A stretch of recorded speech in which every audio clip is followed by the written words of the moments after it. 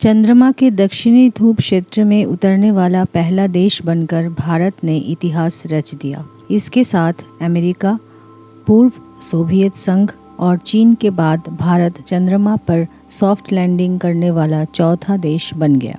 Congratulations to all our scientists and ISRO. चंद्रमा पर चंद्रयान 3 की सफल लैंडिंग भारत के इतिहास में सबसे निर्णायक क्षणों में से एक है। यह अंतरिक्ष शक्ति के रूप में भारत की स्थिति को मजबूत करता है। Chandrayaan 3's landing point will be known as Shiv Shakti. Chandrayaan 3 rover made in India, made for the moon. The Chandrayaan 3 rover ramped down from the lander and India took a walk on the moon. आइए हम सब मिलकर चंद्रयान 3 के बारे में और detail में जानते हैं, जैसे कि चंद्रयान 3 के पीछे का विज्ञान, चंद्रयान 3 के उद्देश्य, सॉफ्ट लैंडिंग क्या है, चंद्रयान क्यों महत्वपूर्ण है, चंद्रयान 3 मिशन भारतीय अर्थव्यवस्था को कैसे बढ़ावा दे सकता है, Why Chandrayaan 3 landed on the South Pole and much more. शुरू करने से पहले कमेंट कर बताएं आपको कैसा लगा था जब आपने चंद्रयान 3 की सक्सेसफुल लैंडिंग को देखा। आप क्विक नेविगेशन के लिए टाइम स्टैम्प्स का यूज़ कर सकते हैं। Science behind Chandrayaan 3 major components का हमें ध्यान रखना था पूरे मिशन के लिए। Propulsion module, lander and rover. Chandrayaan 3 को चंद्रमा के दक्षिणी ध्रुव पर एक लैंडर और रोवर उतारने के लिए डिज़ाइन किया गया है।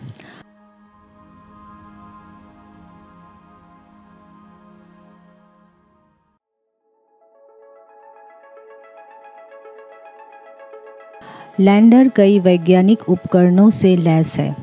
रोवर को चंद्रमा की सतह पर 500 मीटर तक यात्रा करने के लिए डिज़ाइन किया गया है और यह वहाँ मौजूद मिट्टी और चट्टानों का विस्तृत अध्ययन करेगा।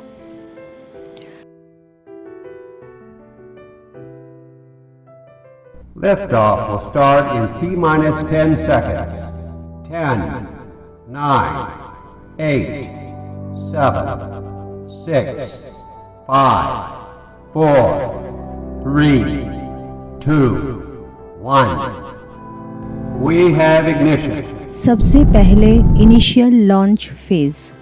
जुलाई 14, 2023 के दिन चंद्रयान 3 श्रीहरिकोटा में सतीश धवन स्पेस सेंटर से लॉन्च किया गया था एंड इसके लॉन्चिंग के लिए LVM-3 यानी लॉन्च व्हीकल मार्क 3 का यूज़ किया गया है। चंद्रयान 3 को लॉन्च करने के लिए LVM-3 ने 3 स्टेजेस के थ्रू ही चंद्रयान 3 का लॉन्चिंग सक्सेसफुली कंप्लीट किया।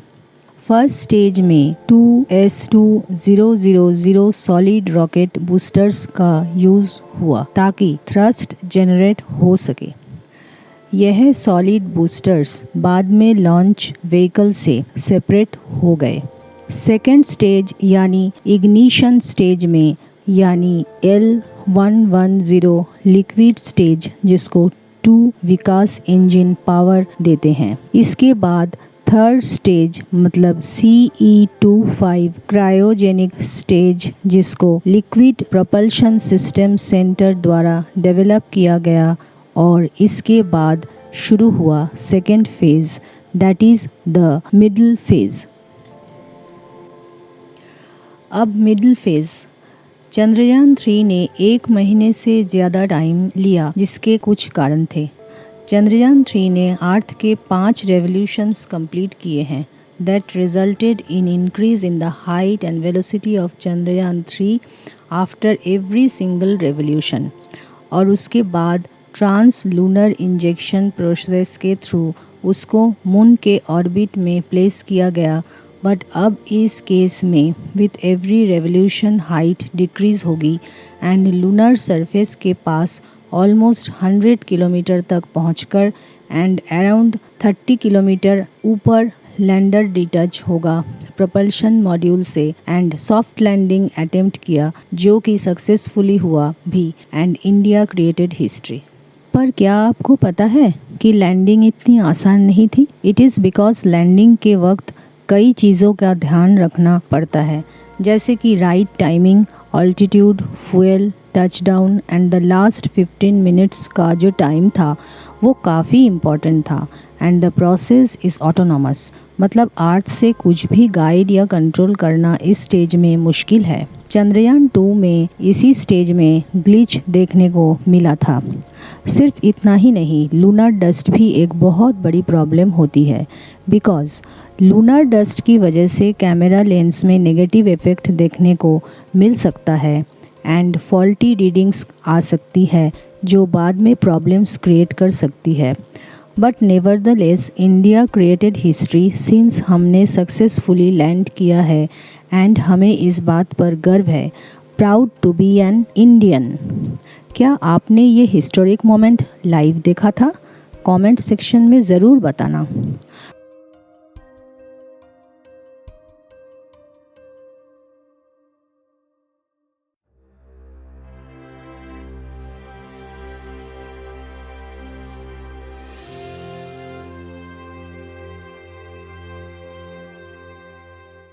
Now, 3,900 kilograms Chandrayaan-3 spacecraft is being sent to the moon with the objective of making yet another focused attempt to slowly land on the lunar surface and to explore it with the help of a rover. Following the spacecraft launched by India's most capable rocket LVM-3, the Chandrayaan-3 lander carrying a rover within it will be carried into an orbit around the moon by the propulsion module. A little later, the lander will separate from that module and will attempt to make a soft landing in the south polar region of the moon. This region is of intense interest as it has many permanently shadowed craters which could contain water ice and precious minerals. Chandrayaan-3 lander has 4 scientific instruments or payloads, of which one will study the moonquakes, while the other one studies as to how the surface of the moon allows heat to flow through it.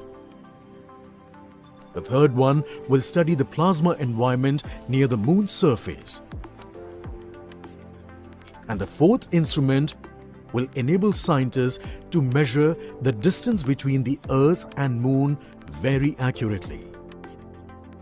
The 2 instruments on the rover help us study the composition of the moon's surface using X-rays and laser respectively. While the lander and rover will be in direct contact with each other, the propulsion module circling the moon will observe the light coming from Earth, the only planet which we know which is definitely teeming with life. This observation will help in understanding the nature of distant planets circling stars other than the sun.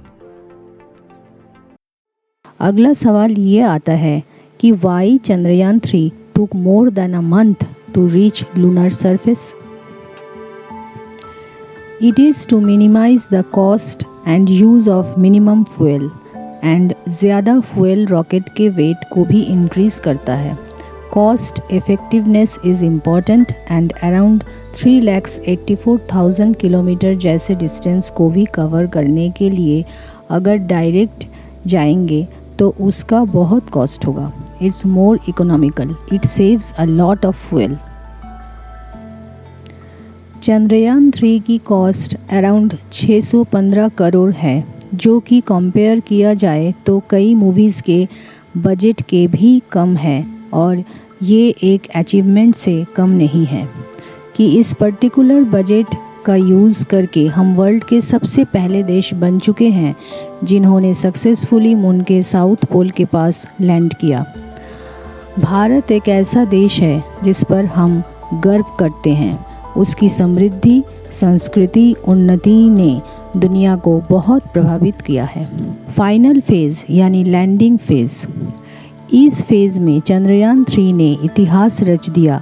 जिसमें soft landing successfully की गई, जिसमें last के 15 minutes सबसे important थे।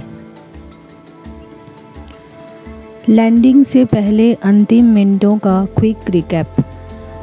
The landing phase is divided into 4 stages: rough braking phase, attitude hold phase, fine braking phase, terminal descent phase.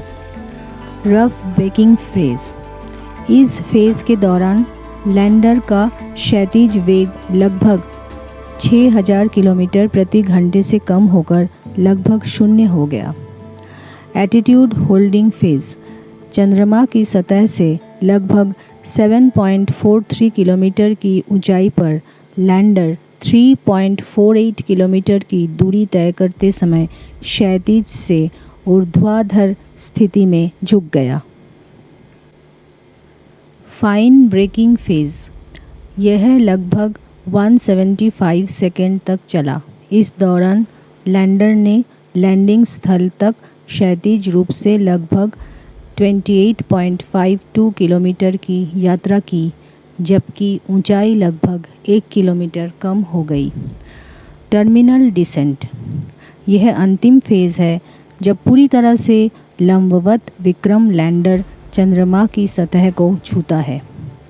Lander के अंदर 6 पहियों वाला प्रज्ञान रोवर है जो चंद्रमा की सतह पर घूमकर तस्वीरें और डेटा एकत्र करेगा। वैज्ञानिकों का मानना है कि चंद्रमा के जो क्रेटर स्थायी रूप से छाया में रहते हैं उनमें जमा हुआ पानी हो सकता है।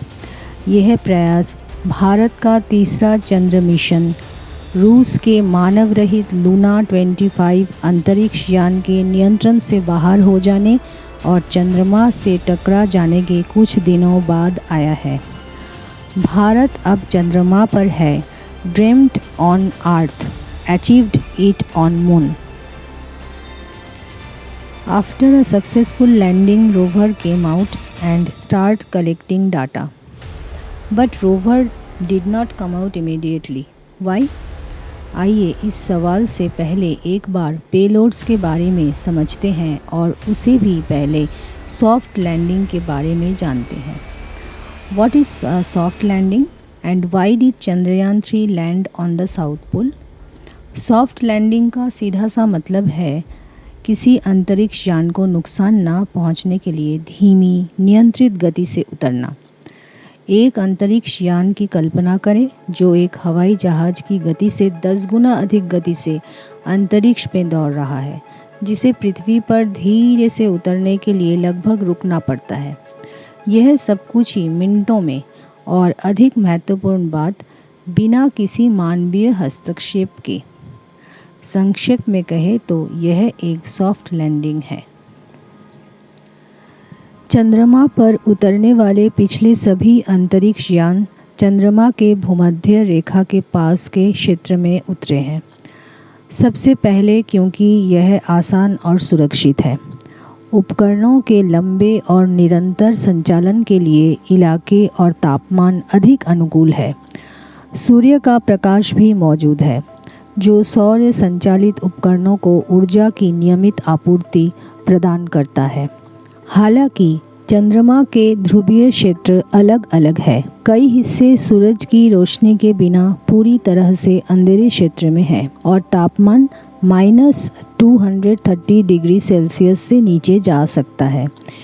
इससे उपकरणों के संचालन में कठिनाई उत्पन्न होती है। इसके अलावा हर जगह बड़े बड़े गड्ढे हैं। परिणाम स्वरूप चंद्रमा के ध्रुवीय क्षेत्र अज्ञात रह गए हैं।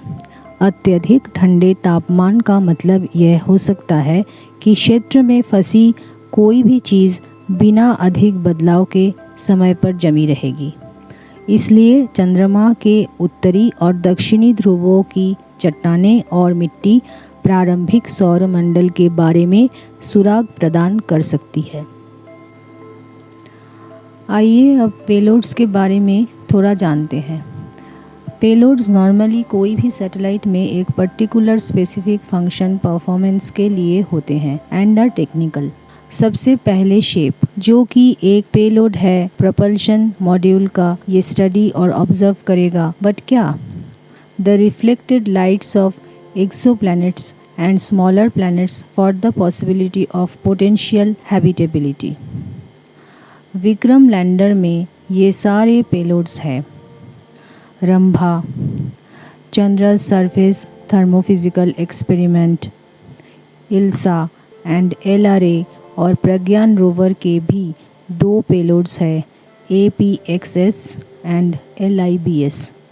Radio anatomy of moon bound hypersensitive ionosphere and atmosphere, Rambha, LP, to measure the near surface plasma, ions and electrons density and its changes with time. Chandra's surface thermophysical experiment, to carry out the measurements of thermal properties of lunar surface near polar region. Instrument for lunar seismic activity, ILSA, to measure seismicity around the landing site and delineating the structure of the lunar crust and mantle, LRA. It is a passive experiment to understand the dynamics of moon system. Pragyan rover में 2 payloads है और वो ऐसे design किए गए हैं जिससे हम लूनर सरफेस के केमिकल एंड मिनरल कॉम्पोजिशन को स्टडी कर पाएंगे.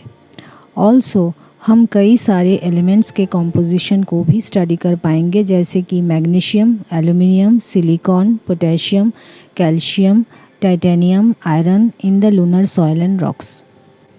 Major benefits and success reasons of Chandrayaan 3. It has been launched as a failure-based design. This time there are more solar panels, more sensors, strong legs and bigger fuel tank, a bigger landing area. There is a powered braking system in Chandrayaan 3, 2 lander hazard detection and avoiding cameras भी है. Additional instruments and improved software. अधिक महत्वपूर्ण बात यह है कि Chandrayaan 3 mission में soft landing प्रयास में सहायता के लिए अतिरिक्त उपकरण और इसके सॉफ्टवेयर में सुधार है. इसमें लेज़र डोपलर वेलोसीमीटर शामिल है, जो लैंडर की गति की गणना करने के लिए चंद्रमा की सतह पर लेज़र बीम फायर करेगा. अद्यतन सॉफ्टवेयर में कई अतिरेक हैं जो इसे विभिन्न परिदृश्यों से निपटने में मदद करेंगे.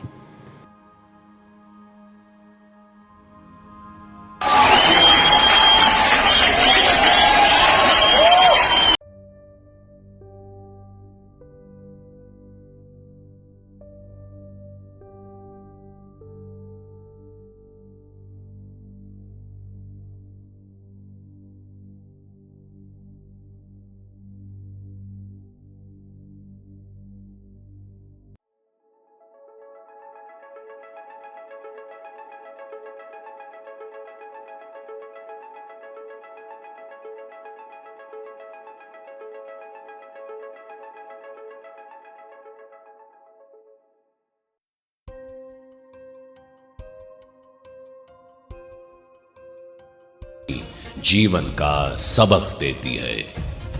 ठोकर खाकर ही इंसान संभल पाता है. सोना तपता है तभी कुंदन बन पाता है.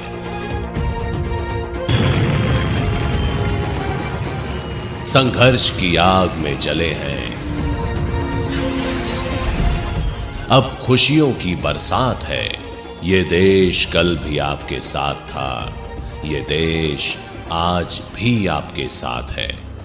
जय हिंद.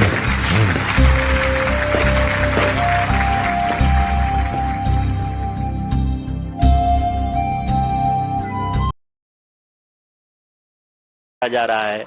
अभी हम लोग लगभग 135 मीटर की ऊंचाई पे हैं. The sensors that are updating at this point are providing confirmation of the safety of the landing site. As expected, the retargeting is going on and this is a very good signature for the lander. अभी आप ये देख सकते हैं कि lander की ऊंचाई लगभग 65 मीटर के आसपास बची हुई है.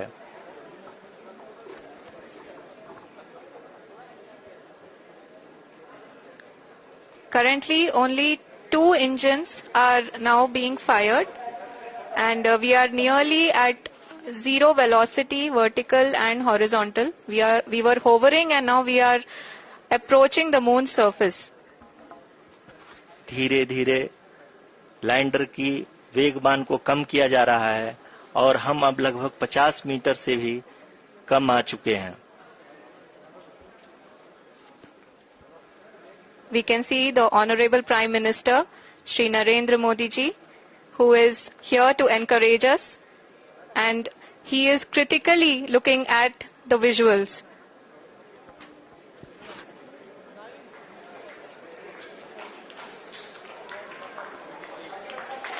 जी हाँ, आप अपनी स्क्रीन पे देख सकते हैं कि हम lander module.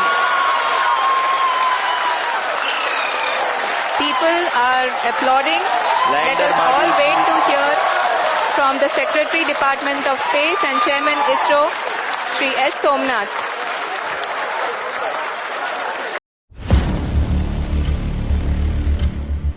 Some people will be thinking about this.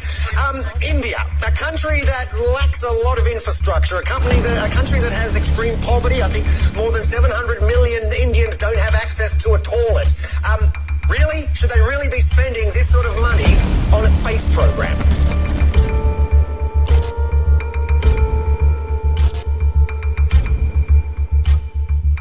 India has made space history, becoming the first nation to soft land a spacecraft on the moon's south pole.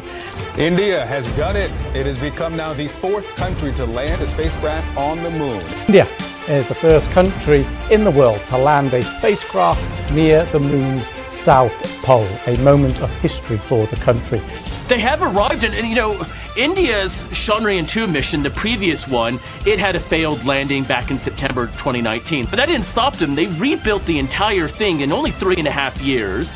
India's space agency is celebrating the successful moon landing of its Chandrayaan-3 spacecraft. One small step for lunar exploration, one giant leap for India as its Chandrayaan-3 spacecraft became the first ever to land near the south pole of the moon. Indeed, India's exploration of the dark side of the moon could lead to major advances. Mission के उद्देश्यों को प्राप्त करने के लिए lander में कई उन्नत प्रौद्योगिकियां मौजूद हैं, जैसे altimeters, velocimeters, inertial measurement, propulsion system, navigation, guidance and control, hazard detection and avoidance, landing leg mechanism. This proves India's overall technological advancement. आइए अब जानते हैं why rover did not come out immediately. क्यों प्रज्ञान रोवर immediately बाहर नहीं आया? Well, वो इसलिए क्योंकि लैंडर की स्पीड को कम करने के लिए प्रबल्शन का यूज़ किया गया, एंड सिंस मून में अर्थ जितनी ग्रेविटी नहीं है, सो सारा डस्ट जो है वो जल्दी से सेटल डाउन नहीं हुआ, एंड हेंस जो इंस्ट्रूमेंट्स थी जैसे कैमरास, सेंसिटिव इक्विपमेंट्स, वो डस्ट की वजह से ख़राब हो सकते थे, एंड कुछ घंटों बाद रोवर को निकाला गया.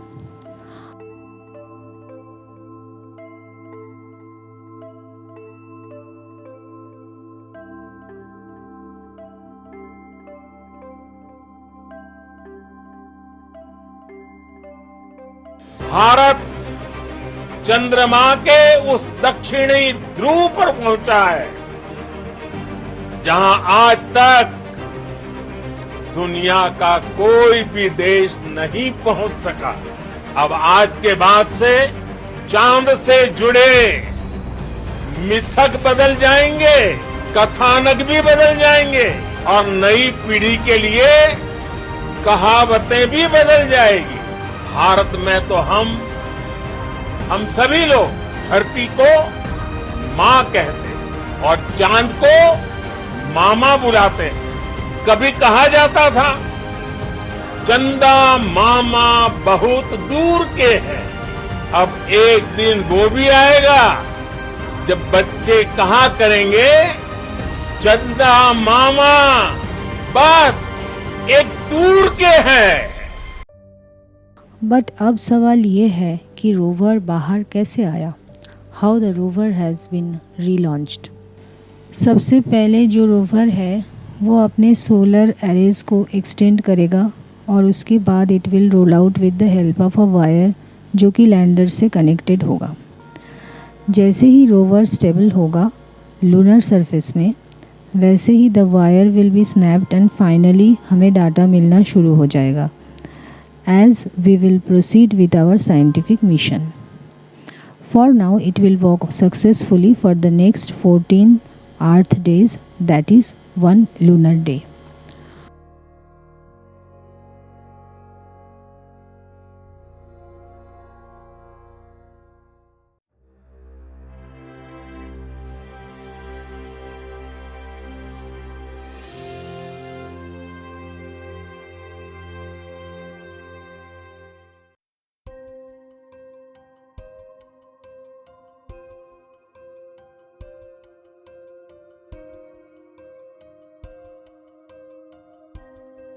Now, what will happen after 14 days?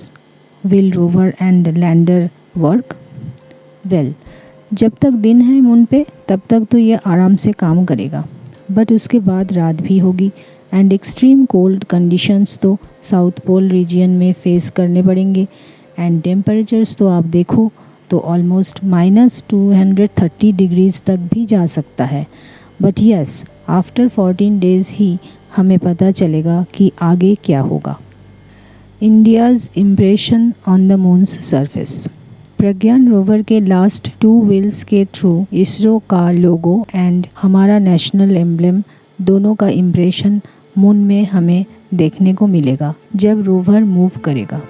ये भारत के प्रेजेंस को दर्शाएगा एंड एज वी नो कि चांद में एटमॉस्फेयर ऑलमोस्ट नील के बराबर है, सो ये इम्प्रेशन बहुत बहुत लंबे टाइम तक रहेगा। अब आइए इस मिशन के ऑब्जेक्टिव्स के बारे में जानते हैं। The mission objectives of Chandrayaan 3 are to demonstrate safe and soft landing on lunar surface, to demonstrate rover roving on the moon, and to conduct in situ scientific experiments. How Chandrayaan 3 mission can boost Indian economy? Chandrayaan 3 की सफलता निवेश को आकर्षित कर सकती है और उद्योग को बढ़ावा दे सकती है। भारत की अंतरिक्ष तकनीकी भीड़ ने विकास के व्यापक अवसर खोले हैं। चंद्रयान 3 मिशन भारत के अंतरिक्ष क्षेत्र के लिए आशाजनक है। EY इंडिया के मुताबिक भारत की अंतरिक्ष अर्थव्यवस्था 13.6 अरब डॉलर तक जा सकती है बाई 2025। वर्तमान में देश में स्काई रूट, सैटश्योर, ध्रुव स्पेस और बेलाट्रिक्स सहित 140 से अधिक पंजीकृत अंतरिक्ष तकनीक स्टार्टअप हैं जो उपग्रह आधारित सिग्नल, ब्रॉडबैंड, OTT और 5G से लेकर ऑपरेशन तक वास्तविक दुनिया की उपयोगिता वाली तकनीक बनाने की दिशा में काम कर रहे हैं। सोलर फार्म और भी बहुत कुछ। We are so proud to be an Indian. कुछ खास कारण कि हम क्यों चंद्रमा के दक्षिणी ध्रुव का पता लगाना चाहते हैं। जल बर्फ की खोज के लिए। जल बर्फ एक मूल्यवान संसाधन है जिसका उपयोग पीने, भोजन उगाने और रॉकेट ईंधन के उत्पादन के लिए किया जा सकता है। चंद्रमा की सतह के भूविज्ञान और खनिज विज्ञान का अध्ययन करना। दक्षिणी ध्रुव को प्राचीन क्रेटरों का क्षेत्र माना जाता है जो चंद्रमा के प्रारंभिक इतिहास का सुराग प्रदान कर सकता है। चंद्रमा के वातावरण को समझना। दक्षिणी ध्रुव अत्यधिक ठंड और अंधेरे का क्षेत्र है जो इस बात की अंतर्दृष्टि प्रदान कर सकता है कि चंद्रमा पर जीवन कैसे जीवित रह सकता है। भविष्य के चंद्र अभियानों के लिए मार्ग प्रशस्त करना। चंद्रयान 3 मिशन भविष्य में चंद्रमा के मानव अन्वेषण के लिए आवश्यक प्रौद्योगिकियों और तकनीकों को विकसित करने में मदद करेगा। चंद्रयान 3 मिशन भारत के अंतरिक्ष कार्यक्रम और वैश्विक अंतरिक्ष समुदाय के लिए एक बड़ा मील का पत्थर है। यह भारत के वैज्ञानिकों और इंजीनियरों की बढ़ती क्षमताओं का एक प्रमाण है और यह हमें चंद्रमा और भविष्य में मानव अन्वेषण के लिए इसकी क्षमता को बेहतर ढंग से समझने में मदद करेगा।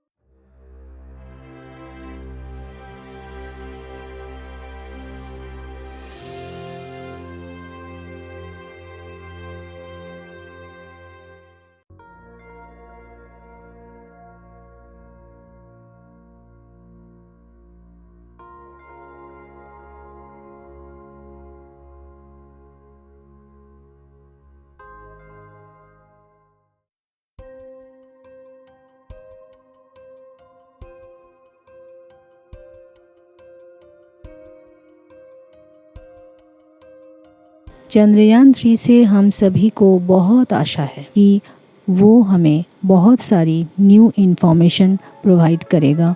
And yes, please share this video ताकि सभी लोगों को चंद्रयान 3 के बारे में और अच्छे से पता चले। एंड कमेंट डाउन कि आपको कैसा फील हुआ था चंद्रयान 3 मिशन की सक्सेसफुल लैंडिंग को देखकर। आपने ये कहाँ पे देखा था एंड आप आगे क्या एक्सपेक्ट कर रहे हैं? कमेंट सेक्शन में बताएं। क्या आपको लगता है कि चंद्रयान 3 मिशन वैज्ञानिकों और इंजीनियरों की भावी पीढ़ियों को प्रेरित करेगा?